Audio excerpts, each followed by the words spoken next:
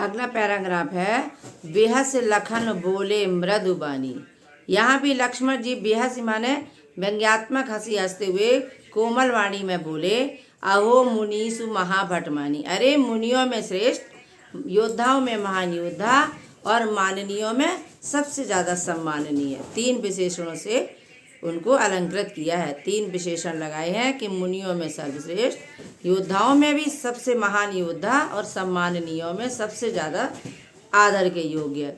पुण्य पुण्य मोहि दिखाव कुठारू। ये बार बार मुझे अपना फरसा मत दिखाओ, चाहते उड़ावन फूंक पहाड़ू। क्या तुम लक्ष्मण रूपी पहाड़ को फूंक रूपी फरसे से उड़ाना चाहते हो? यह लक्ष्मण अपने आप को पहाड़ समझ रहे हैं, साहसी हैं, निडर हैं और फरसे को फूंक मान रहे हैं।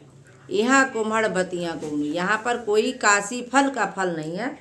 कुम्हड़बतिया को कुहेड़ा भी कहते हैं, कुम्हेड़ा भी कहते हैं, काशी फल भी कहते हैं, सीता फल भी कहते हैं, कोहड़ा भी कहते हैं, कई पर्यायवाची हैं। तो हम कोई काशी फल का फल नहीं है जो तुम्हारी तर्जनी उंगली देख करके डर जाऊंगा या मर जाऊंगा। देख कुठार सरासन बाना। मैंने तो तुम्हारे फरसे को और धनुष बाण को देखा, इसलिए कछु कहा सहित अभिमाना। इसलिए मैंने कुछ अभिमान के साथ कह दिया। भृगुसुत, हे भृगु के बेटे, तुम ब्राह्मण के बेटे हो और तुमने यज्ञोपवीत यानी जनेऊ धारण कर रखा है, तो तुम जो कुछ भी कहोगे मैं अपने क्रोध को रोककर सहन कर लूँगा। और सुर महिसुर हरिजन अरुगाई, हमारे कुल इन पर न सुराई। हमारे वंश में सुर माने देवता, महिसुर ब्राह्मण, हरिजन भगवान के भक्त और गाय, इन पर सूरवीरता नहीं दिखाई जाती है।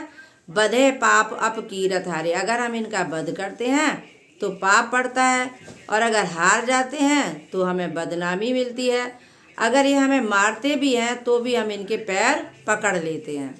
कोटि कुलिस सम वचन तुम्हारा। हे परशुराम जी, तुम्हारे वचन ही करोड़ों कुलिसता से भरे हुए हैं। यहाँ भी उपमा अलंकार है। व्यर्थ धराव धन बाण कुठारा। तुमने ये धनुष बाण और फरसा बेकार में धारण कर रखा है। जो बिलोक अनुचित कहु क्षमो महामुंधुई। हे महामुनि, हे धीर गंभीर परशुराम जी, अगर हमने कुछ भी अनुचित कर दिया हो या जो कुछ भी तुमने अनुचित देखा हो, मुझे क्षमा कर दो। जब ये क्षमा वाला शब्द सुना तो सुनि सरोस भृगुवंश मन बोले गिरा गंभीर।